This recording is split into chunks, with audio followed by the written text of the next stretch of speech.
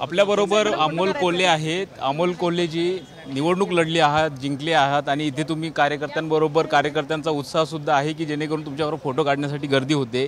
काय सांगाल निवडणुकीचा निकाल आणि ज्या पद्धतीने जी परिस्थिती आहे त्यानुसार? मला असं वाटतं की सर्वसामान्य कार्यकर्त्यांनी, महाविकास आघाडीच्या सर्वच घटक पक्षाच्या कार्यकर्त्यांनी जी जीवापाड मेहनत घेतली आणि महाराष्ट्रातल्या मायबाप जनतेने जी साथ दिली, आदरणीय पवार साहेबांवर जो विश्वास ठेवला आहे, मान्य उद्धवसाहेब ठाकरेंवर जो विश्वास ठेवला, राहुलजी गांधींवर जो विश्वास ठेवला, त्याचा हा परिपाक आहे. पण आता कुठेतरी परिस्थिती अशी की तुम्ही ज्यांना जे सोडून गेले होते तुम्हाला ते परत येऊ पाहताय.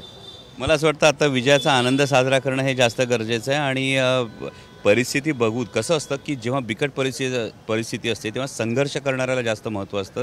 परिस्थिती सगळी फेवरेबल म्हटल्यानंतर दार ठोठावणाऱ्यांना किती महत्त्व द्यायचं ते आदरणीय पवारसाहेब ठरवतील. तुमच्या संघर्षाला इथे यश मिळाले असं वाटतं तुम्हाला? कुठल्या आता ज्या पद्धतीने, कारण की एवढंच वेग आहे, म्हणजे 10 जागा लढवून जेव्हा 8 जागा 80%चा स्ट्राईक रेट आहे, मला वाटतं ही आदरणीय पवारसाहेबांचा करिश्मा आहे.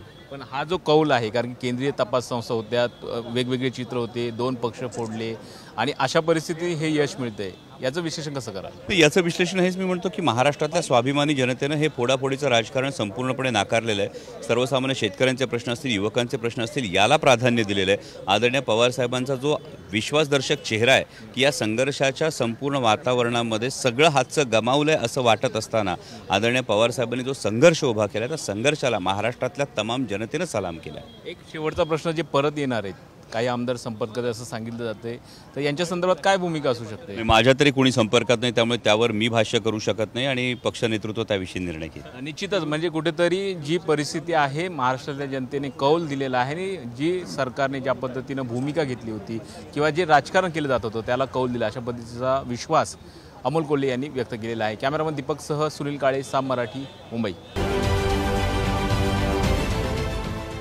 देश विदेशातील प्रत्येक घडामोडींचे लाईव्ह अपडेट मिळवण्यासाठी आता साम टीव्हीच्या सर्व सोशल मीडिया प्लॅटफॉर्मला लाईक, फॉलो आणि सबस्क्राईब करा.